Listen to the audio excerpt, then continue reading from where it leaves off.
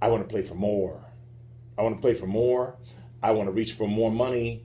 I've got to somehow make this about me. This is not enough about me. I mean, the team has done well. We went to the NFC Championship, but that's not enough for me. That's not enough. I'm sorry, not the NFC Championship. They went to the Super Bowl. He was with Cam in the Super Bowl. So they went to the Super Bowl, and they were one game away from winning the whole thing.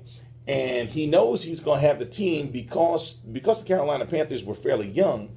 They had the makings of a team that could be there for years and years and years. And we know this is a quarterback-driven league, and whether or not you like Cam and how he does press conferences or not, nobody can say that they don't have the right guy once you've got Cam. You know you got the right guy for the foreseeable future. You just do. You just absolutely do. So they've got the right defense. They had a fantastic defense. They had the right coach. They had the right owner. They had the right owner. Mr. Richardson, by all accounts, is a fantastic guy. I just don't see how you make that play over the kind of monetary differential. Granted, it was a couple of $1 million more, and I don't want to trivialize a couple of $1 million, but somewhere along the way, you've got to account for the trajectory of your career. Where is it going to go? What kind of arc is it on? And when you start to look at the greats who are in your business, it's great play, and also at your position. It's great play at that position, but also for everybody in most of these leagues, what really ultimately takes them to the next level of being legendary and being a Hall of Famer is having a championship. Not in all cases.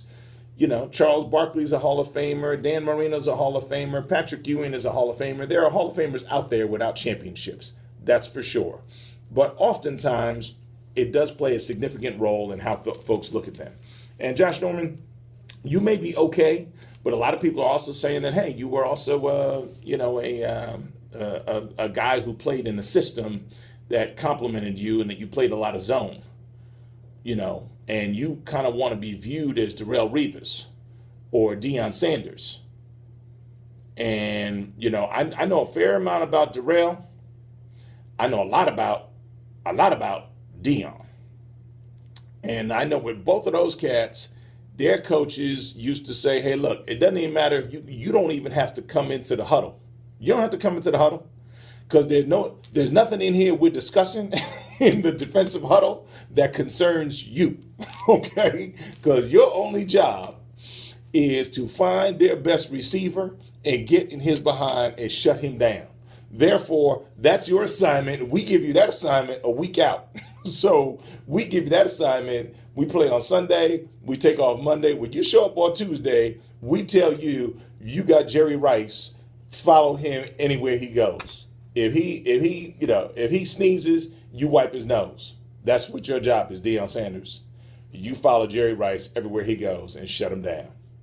And that's what he did. That's what a number one defensive back really does, who's legendary. And Josh Norman, I don't know that you've proven to be that guy yet. And with the immaturity that you displayed in that whole fight with Odell Beckham last year, no way in the world I'd have paid you that money anyway. So I think you've made a colossal mistake. And moreover, you've made a bad decision yourself, because guess what? After you found out that they had lifted the franchise tag, now all of a sudden the story comes out that you were like, oh my God, oh, I'm sorry. Hey, boss, look, I didn't mean for there to be any confusion. Hey, boss, I'll sign whatever you put in front of me. I'll sign for less. I'll sign for $12 million. I didn't know my agent said no. I didn't mean to act like I was holding out for more money. And then they told you, hey, look, man, actually it's our game and we've already submitted the paperwork to the NFL. You've already been traded, bro. This would have been a good conversation to have a couple of hours ago. Maybe a couple of days ago, maybe a couple of weeks ago, maybe a couple of months ago, because Super Bowl's been over for a minute. So you thought you were cute, Josh Norman, and now you're going to the place where free agents go to die. Welcome to Washington. So that's that boss scenario there. Then you got Sam Bradford. Talk about a guy overplaying his hand. The Philadelphia Eagles are paying this fool $18 million. Now, supposedly Sam Bradford has a gun when he's able. But, last year he played pretty shoddy. He played decent in a couple of games. But moreover, he's been injured so much over his career. He's made so much money for being so mediocre at best. And in the NFC East, he demonstrated last year that he was a scared man. He was seeing people come at him and his eyes got as big as sausages. People were laughing at him when he was like, oh my God, do you see the size of that man there? Kingfish, do you see him? I mean, his eyes were literally bugging out of his helmet. And now, after they're offering you $18 million a year, you're now gonna take your toys and go home because you heard that they're gonna draft a rookie, and they've moved up in the draft to take the second pick, and now you've decided you're going home. Well, Sam Bradford, you're about to do the same thing that Josh Norman just did. You are going to overplay your hands. So now you've decided you're not going to camp for $18 million. You are out of your mind. Absolutely out of your mind. And then lastly, relative to at least the NFL in this respect, we got late word this afternoon that Tom Brady and Deflategate, it has come out once again. And now the ruling by the previous judge has been overturned, and now the Tom Brady 4-game suspension is back on. So the appellate court has now overturned the decision made by the first court, and Tom Brady's 4-game suspension for Deflategate is back on. I'm as I've said on previous shows, I'm like exhausted with the Deflategate subject. But again, as I led into this with Rick Ross and Meek Mill and I'm a Boss, this is all about being a boss. The NFL is saying to the Patriots and Tom Brady, this is what the crux of the issue is, folks. I want to say this again. This has nothing to do with deflated footballs. This has everything to do with who is in charge.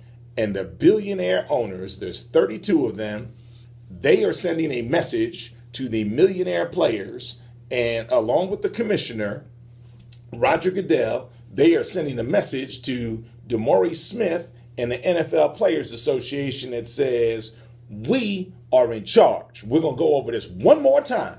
Once, as they say, once again, we're going to tell you who is in charge. Whose house is this? Whose game is this? Whose league is this? Whose stadiums are these? Whose teams are these? They are not yours. They are ours. And we will fight to defend them fiercely. And we will take you into the deep water of the court system, and we will drown you before we allow the inmates to even have the perception that they run the joint. The inmates are not running the joint. They are not. Y'all got to stop. That's what they're saying.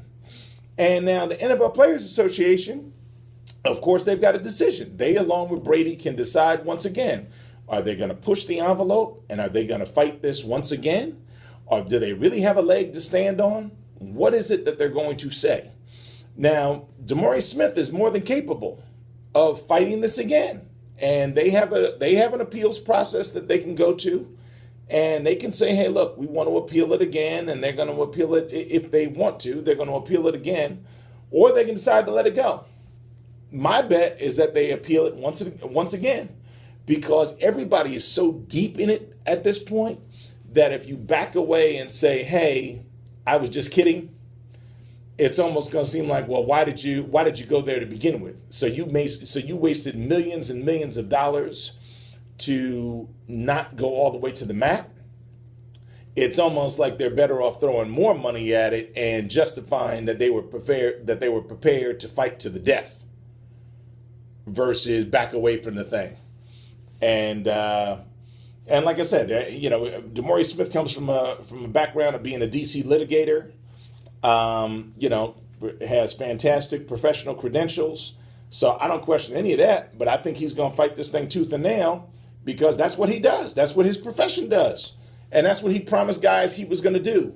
When he came in and took this job, he promised that we weren't going to take any more crap from the NFL. And as far as he's concerned, this is crap. So he's going to fight it. So we're going to find out who the boss is. But at the end of the day, I can tell you who the boss is.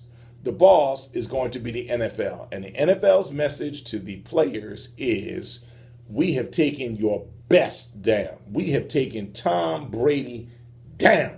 We took him down. We will fight tooth and nail. We don't care if he's a playboy. We don't care if he's the quarterback of the hottest franchise arguably over the past decade and a half in the NFL. We do not care. We are going to take him down, and we're going to make an example of him, because we don't want any of you other fools to come this way.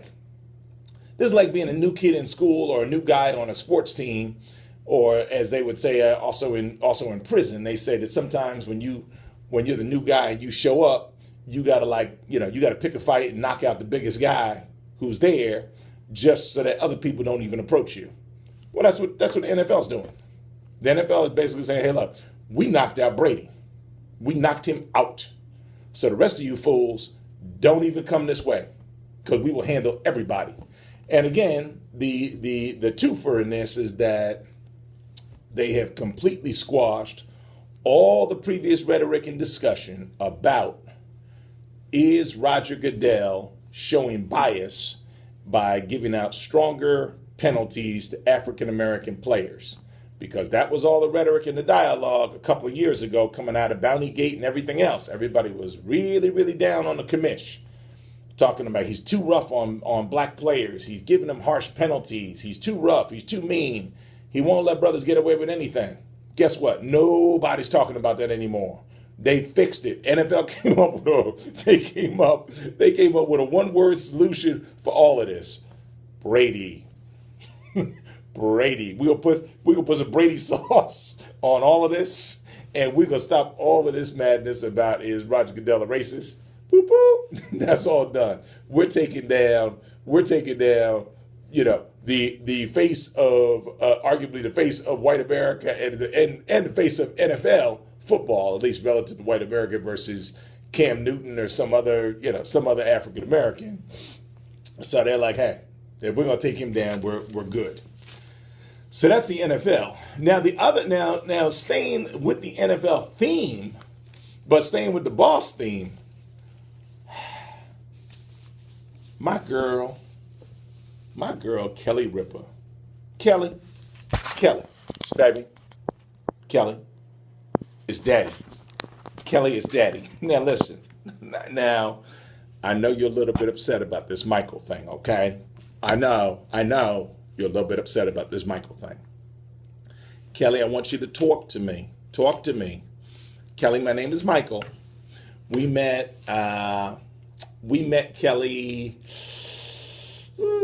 I don't know how long ago it was. Maybe it was a decade or so ago, but we met about a decade or so ago, Kelly, at Star Jones' wedding. So we were all fabulous. We were all in it. We were all fabulous. Everybody was fabulous. I met you. You were fabulous. You were wearing like a yellow-green kind of dress. You were fabulous. You were with your husband. You were doing your thing. Kelly, you was great. You were great. Oh my God. You were fabulous. Kelly, listen. This Michael thing, I don't know what he did. He's probably a big brute, and he left and went to another show. Kelly, we do not need him. We do not need him. Kelly, listen to me. Have your people call my people, girl. Have your people call my people. Let me give you some advice, Kelly. The best way to get over a big black man in your life is to go get you another one, girl. Yes. Kelly. Woo! Kelly, call daddy. For real, call me. If you need to call Star. Star hook you up with me. Just shine a bat signal. Call the station. Whatever. I'm just saying, Kelly, if you got a problem when Michael is no longer on the show, and you like calling the show the Kelly and Michael show, I'm a Michael, and I will show up. I will sing, dance, bojangle. I am an executive chef. I will tell jokes. I will laugh at your jokes. I will dress well. I will speak in full sentences. For the kind of money that y'all would pay Michael Strahan, Kelly Rippa, I would do anything. I will shine your shoes. I'll pick you up, bring you to work. What are you talking about? I will make you breakfast before work. I think they were paying straight hands something